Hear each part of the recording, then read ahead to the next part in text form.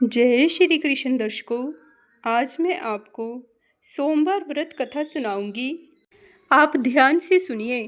किसी नगर में एक धनी व्यापारी रहता था।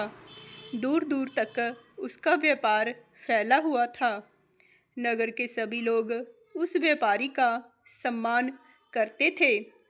इतना सब कुछ संपन्न होने के बाद भी वह व्यापारी बहुत दुखी था, क्योंकि उसका कोई भी पुत्र नहीं था, जिस कारण अपने मृत्यु के पश्चात व्यापार के उत्तराधिकारी की चिंता उसे हमेशा ही सताती रहती थी।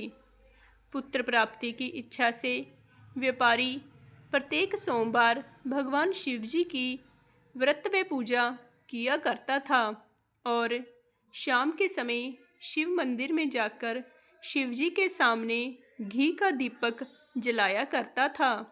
उसकी भक्ति देखकर माँ पार्वती जी प्रसन्न हो गई और भगवान शिव से उस व्यापारी की मनोकामना पूर्ण करने का निवेदन किया। भगवान शिव बोले, इस संसार में सबको उसके कर्म के अनुसार ही फल की प्राप्ति होती है। जो प्राणी जैसा कर्म करते हैं उन्हें वैसा ही फल प्राप्त होता है। शिव जी के द्वारा समझाने के बावजूद माँ पार्वती नहीं मानी और उस व्यापारी की मनोकामना की पूर्ति के लिए भगवान भोलेनाथ से बार बार अनुरोध करने लगी। अंततः माता के आग्रह को देखकर भगवान भोलेनाथ ने उस व्यापारी को पुत्र प्राप्ति का वरदान दे दिया। वरदान देने के पश्चात भोलेनाथ माँ पार्वती से बोले, आपके आग्रह पर मैंने पुत्र प्राप्ति का वरदान तो दे दिया, परंतु इसका यह पुत्र 16 वर्ष से अधिक समय तक जीवित नहीं रहेगा। उसी रात भगवान शिव उस व्यापारी के स्वप्न में आए और उसे पुत्र प्राप्ति का वरदान दिया और उसके पुत्र के 16 वर्ष तक जीवित रहने की बात भी बताई। भगवान के वरदान से व्यापारी को खुशी तो हुई, लेकिन पुत्र की अल्पायु की चिंता ने उस खुशी को नष्ट कर दिया। व्यापारी पहले की तरह सोमवार के दिन भगवान शिव जी का विधिवत व्रत करता रहा। कुछ महीनों के बाद उसके घर एक अति सुंदर बालक ने जन्म लिया और घर में खुशियां ही खुशियां भर गई। बहुत धूमधाम से पुत्र जन्म का समारोह मनाया गया, परंतु व्यापारी को पुत्र जन्म की अधिक खुशी नहीं हुई, क्योंकि उसे पुत्र की अल्प आयु के रहस्य का पता था। जब पुत्र 12 वर्ष का हुआ तो व्यापारी ने उसे उसके मामा के साथ पढ़ने के लिए वाराणसी भेज दिया। लड़का अपने मामा के साथ शिक्षा प्राप्ति हेतु चल दिया। रास्ते में जहाँ भी मामा भांजे विश्राम हेतु रुकते, वहीं यज्ञ करते और ब्राह्मणों को भोजन कराते। लंबी यात्रा के बाद मामा भांजे एक नगर में पहुँचे। उस दिन नगर के राजा की कन्या का विवाह था, जिस कारण पूरे नगर को सजाया गया था। निश्चित समय पर बारात आ गई, लेकिन वर का पिता अपने बेटे के एक आंख से काने होने के कारण बहुत चिंतित था। उसे भय था कि इस बात का पता चलने पर कहीं राजा विवाह से इनकार न कर दे, इससे उसकी बदनामी भी होगी। जब वर के पिता ने व्यापारी के पुत्र को देखा तो उसके मस्तिष्क में एक विचार आया। उसने सोचा कि क्यों ना इस लड़के को दूल्हा बनाकर राजकुमारी से विवाह करा दूं। विवाह के बाद इसको धन देकर विदा कर दूंगा और राजकुमारी को अपने नगर में ले जाऊंगा। वर के पिता ने लड़के के मामा से इस संबंध में बात की। मामा ने धन मिलने के लालच में वर के पिता की बात स्वीकार कर ली। लड़के को दूल्हे का वस्त्र पहनाकर राजकुमारी से विवाह करवा दिया गया। राजा ने बहुत सारा धन देकर राजकुमारी को विदा किया। शादी के बाद लड़का जब राजकुमारी के साथ लौट रहा था तो वह सच नहीं छिपा सका और उसने राजकुमारी के ओढ़नी पर लिख दिया, राजकुमारी, तुम्हारा विवाह मेरे साथ हुआ था। मैं तो वाराणसी पढ़ने के लिए जा रहा हूँ और अब तुम्हें जिस नवयुवक की पत्नी बनना पड़ेगा वह कान्हा है। जब राजकुमारी ने अपनी ओढ़नी पर लिखा हुआ पढ़ा तो उसने काने लड़के के साथ जाने से इनकार कर दिया। राजा को जब ये सब बातें पता लगी तो उसने राजकुमारी को महल में ही रख लिया।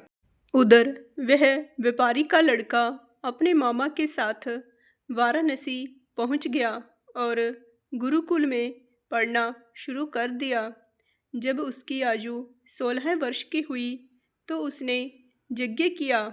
यज्ञ की समाप्ति पर ब्राह्मणों को भोजन कराया और खूब अन्न वस्त्र दान किए।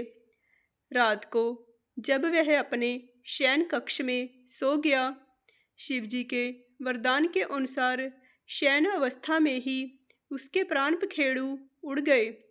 सूर्य उदय पर मामा मृत भांजे को देखकर रोने पीटने लगा। आसपास के लोग भी एकत्र होकर दुख प्रकट करने लगे। लड़के के मामा के रोने और विलाप करने के स्वर समीप से गुजरते हुए भगवान शिव और माता पार्वती ने भी सुने। माता पार्वती ने भगवान शिवजी से कहा, हे प्राणनाथ, मुझसे इसके रोने के स्वर सहन नहीं हो रहे। आप इस व्यक्ति के कष्ट को दूर अवश्य करें। भगवान शिवजी ने माता पार्वती के साथ अदृश्य रूप में समीप जाकर देखा तो भोलेनाथ माता पार्वती से बोले, यह तो उसी व्यापारी का पुत्र है जिसे मैंने 16 वर्ष की आयु का वरदान दिया था।